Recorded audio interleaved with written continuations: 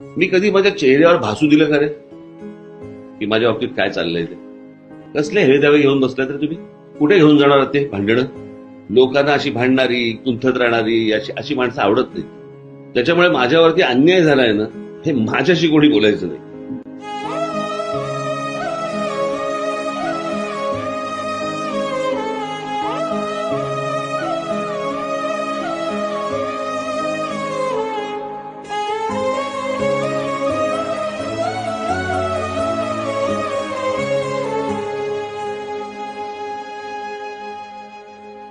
नशिबाच भोग कुणा चुकलं नाही गड्या, पाऊल थकलं नाही गड्या.